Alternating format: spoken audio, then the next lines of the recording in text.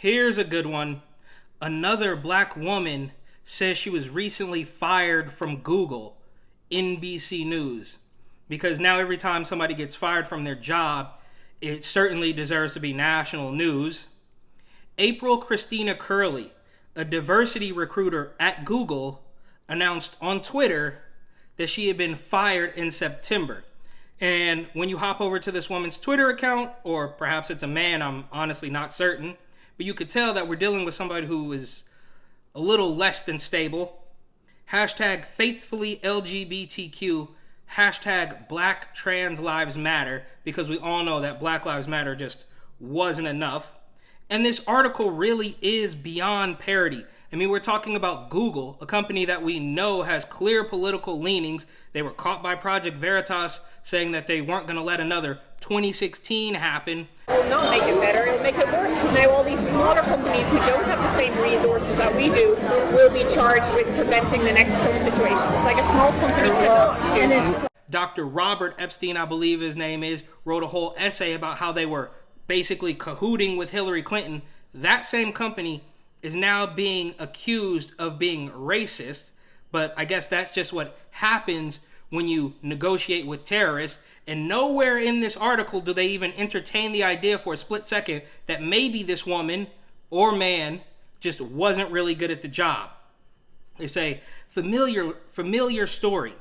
Curley's announcement this week caps a year in which Google employees have spoken out about the company's treatment of black and brown employees, which is also a little bit strange because for years I thought we were hearing that there wasn't enough black and brown employees in the tech sector, but now there are, but they're just getting fired way too frequently.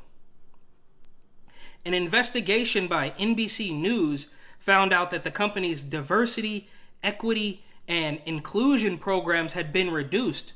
Oh my God, can you imagine that? How horrific, right? I mean, a multi-billion-dollar company has to hire based on merit and experience rather than just their weirdo left-wing identity politics box.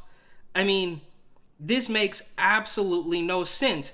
So now Google, the left-wing head of the Silicon Valley mafia, is being targeted by even further left-wing losers. So I guess we can agree, I don't like these big tech companies either, but obviously we have a completely different issue with these people. And the buzzwords just don't stop. Constantly dehumanized, and there are long-standing issues of systemic racism and institutionalized sexism at big tech companies. So it just never ends with these people. I mean, they are completely corrupt. They've been dealing in politics, but still, this is not enough for these weirdo lefties.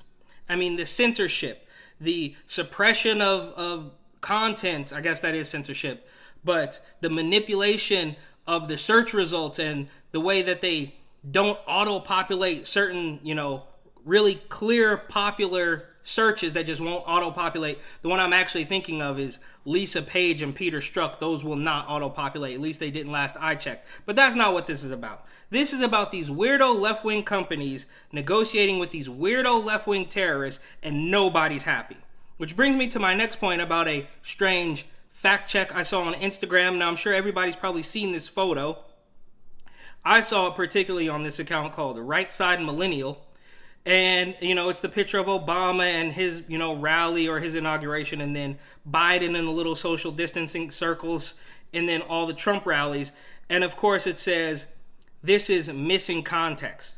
So when you click that, you get an article from PolitiFact. So they're not going to tell you why it's missing context. They're going to link you to an article that they wrote. And when you click that link, before they even get a chance to tell you why Joe Biden is the best person on the planet and there's nothing fishy going on at all and he certainly deserves to be the president, they want you to contribute a monthly donation to PolitiFact if you scroll down, they'll show you the article, which is an absolute nonsense. Couldn't even get past the first paragraph. But the point is, they are now putting these links on Instagram, and they're not even giving you the article up front. They're actually asking you for a donation. So that's where we are, right? It's the play on words.